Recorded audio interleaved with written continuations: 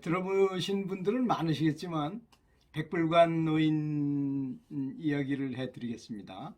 중국 청나라 때니까 좀 오래지만 하여튼 뭐 이거는 상관없죠. 사람이 살아가는 데 있어서 일어나는 일들이었으니까. 백불관이라는 건 뭐냐? 일체 백가지 일이 남의 일에 관여하지 말고 오직 염불에만 마음을 기울이라, 이런 뜻입니다. 근데 60세가 넘었으면, 옛날에 60세면 지금 80세는 없는 나이죠, 사실. 노인이 한평생 살아온 자취를 스스로 더듬어 보니 이제 죽을 때도 가까워오고 슬픈 마음뿐이었다고 합니다. 주변 친구들도 하나둘 저 세상으로 떠나고, 사실 저도 친구들이 벌써 많이 죽었어요. 저 제일 친한 친구가 4명 있었는데 벌써 둘이 죽었어요. 반은 죽은 거잖아요.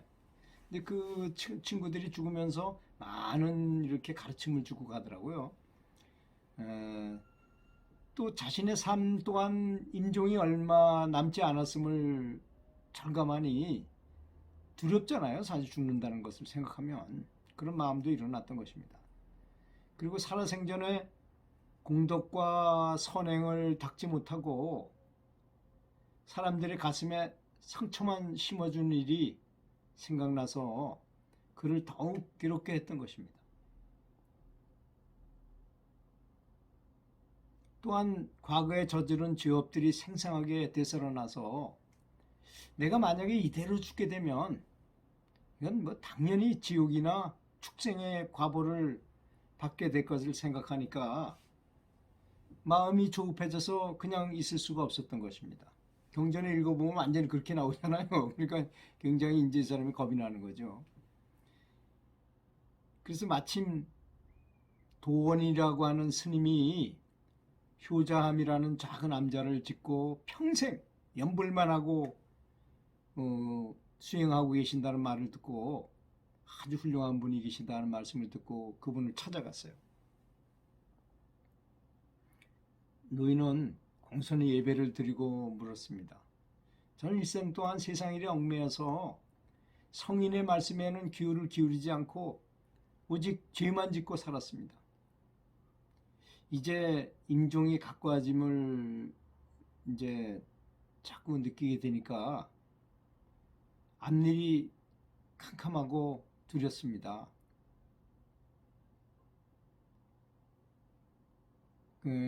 사실 제가 뭐 한 것도 없으면서 극락간다고 하는 거는 안 될 것 같고, 부디 악도라도 면할 수 있게 하는 방법이 있으면 저에게 좀 일러주십시오 하고 이렇게 간곡하게 스님에게 말씀을 드렸더니까 스님이 고개를 들어 천천히 말씀을 하셨습니다. 그러한 법이 있기는 있습니다. 근데 노인께서 이 법문을 그대로 믿고 실행할 수 있는지, 그것이 문제일 뿐입니다. 그랬더니 노인은, 제가 어찌 큰 스님의 말씀을 믿지 않겠습니까? 꼭 죄업을 소멸시키고 악도에 떨어지지 않는 법문을 일러주십시오 하고 이제 간절히 부탁을 했어요. 세상에서 아무리 죄를 많이 지었다고 해도 그것을 진실하게 참회하고 뉘우치고 오직 염불에만 마음을 기울이십시오.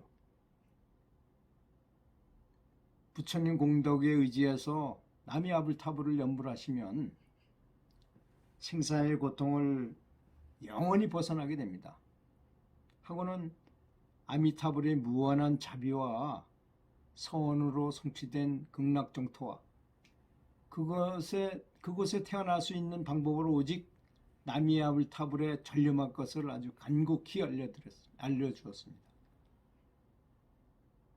이제 그 정토 삼부경에 나온 거나 뭐 아미타경이나 이런 말씀을 아주 쉽게 알아듣기 쉽게 자세히 설명을 해드린 거죠, 말하자면.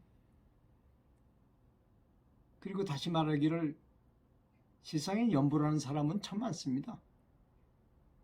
그렇지만 염불 공덕을 성취하는 사람은 좀 드물다고 저는 느낍니다. 또 염불하는 사람은 많지만 극락 정토에 왕생하는 사람은 또한 그리 많지 않다는 것입니다. 그것은 염불하기가 어려운 것이 아닙니다. 염불하는 거야 뭐 쉽잖아요. 나미아불탑을 부르면 되니까. 그런데 그게 어려운 것은 아닌데 오래오래 이어지게 지속하기는 어렵다는 것입니다. 또 오래오래 지속하기는 어렵지 않지만 염불 한 마음으로 염불을 일념을 이룬다는 것은 이루기가 어려운 것입니다. 그 일념이 돼야지만 극락왕성할 수 있는 거거든요. 염불의 일념이 되어야 염불 공덕을 성취할 수 있고 임종 후에는 극락정토에 당연히 태어나게 됩니다. 노인은 이제 감사 인사를 드리고 집에 돌아와서 염불 정진에 온 마음을 기울였습니다. 1년 이상 아주 열심히 염불을 했지만 염불로 일념이 되지는 않더라는 것입니다. 그래서 노인은 다시 효자함을 찾아갔습니다. 도원 스님을 찾아간 거죠. 이제 염불의 공덕으로 몸도 마음도 가뿐합니다. 죄 많은 이 사람을 구원해 주시기 위해 정토 법문을 베풀어 주신 부처님과 큰 스님께 감사할 뿐입니다. 그러나 일심으로 염불은 하지만 지나간 기억 때문에 일념염불이 되지 않습니다. 어떻게 하면 일념염불을 이룰 수 있을까요? 하고 물으니까 노인의 말을 들은 스님이 빙그레 웃으시더니 노인께서 톱으로 나무를 켜본 적이 있습니까? 예, 많이 잘라봤습니다. 그러면 톱으로 톱밥을 잘라봤습니까? 아니, 톱밥은 자를 수가 없는데요. 노인께서는 지금 마음의 톱으로 극락을 건설하고 계십니다. 지나간 과거는 톱밥과 같은 것입니다. 소용없는 것에 마음을 도둑맞지 말고 빼앗기지 마시고 향기 나는 나무를 다듬어서 보배 궁전을 만들어야 합니다. 하고는 붓을 들어서 백불관이라고 써서 노인에게 주면서 다시 한마디 하셨습니다. 염불하다가 지나간 일이 생각나거나 뭐 현실에서 일어나는 일이 자꾸 잡념이 생기면 곧바로 백불관 하고 외치십시오. 그리고 톱밥을 만지던 손을 다시 일념으로 염불하시기 바랍니다. 그렇게 하면 아미타불 일성에 죄업이 소멸되고 몸이 정화되고 부처님의 가피가 느껴올 것입니다. 라고 말씀하셨어요. 그래서 참 감사하잖아요. 스님이 직접 백불관이라고 써서 주시고 이렇게 진실한 말씀을 해주시니까. 진실로 감사한 마음에 삼배를 올린 노인은 염불의 정진 속에 몸도 마음도 건강해지고 밝은 기운이 뻗쳐나왔습니다. 그리고 길을 갈 적에 가족들과 함께 갈 적에나 염불심이 흐트러질 뻔하면 백불관! 하고 소리 지르고 나미아불탑을 일념을 다시 챙기곤 했던 것입니다. 이런 연유로 인해서 이 노인을 백불관 노인이라고 부르며 사람들이 참 공경했겠죠. 그렇지 않습니까? 항상 불국토와 연결되어 있는 사람이 얼마나 공경스럽겠습니까? 이게 왜 그런가 하면 뇌파가 달라집니다.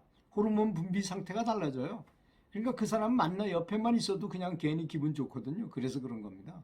우연히 그렇게 그 사람을 좋아하거나 공경하는 것이 아닙니다. 염불을 할 때 잡념을 쫓는 데는 백불관이 아주 좋은 약이 되었던 것입니다. 이건 아마 그 큰 스님이 본인이 그랬을 때 자기가 체험한 거를 그대로 전수해 줬기 때문에 그분도 그렇게 할 수 있었던 것입니다. 그래서 선지식이 중요한 것이죠. 이래야 백불관 노인은 일념의 염불이 길어져 가지고 삼매를 얻게 되었고 그 속에서 이제 부처님 세계도 훤히 보게 된 것입니다. 너무나 환희로운 마음으로 다시 효자함을 찾아갔습니다. 그리고 삼배를 드리고 스님한테 참으로 감사합니다.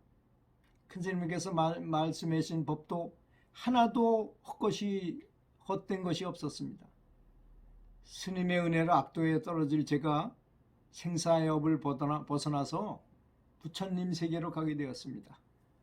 이제 내일 제가 왕생하게 될 것이므로 마지막으로 인사드리러 찾아왔습니다 하고 공손히 예배드리고 집에 돌아와서 깨끗이 목욕하고 새 옷을 갈아입은 다음 식구들을 모이게 했어요. 내가 이제 연불의 공덕으로 업장을 소멸하고 극락정토에 가게 되었다. 나는 너무나 행복하다. 모두 슬픔의 눈물이랑 보이지 말고 기쁨의 연불로 나의 장래를 장엄하도록 하라. 절대 울지 말고 축복해줘라 하는 당부를 하였던 것입니다. 그때 그리고 이제 서쪽을 향해서 단정히 앉아서 합장하고서 남해아불타불을 잠깐 연불하더니 그대로 임종하였습니다.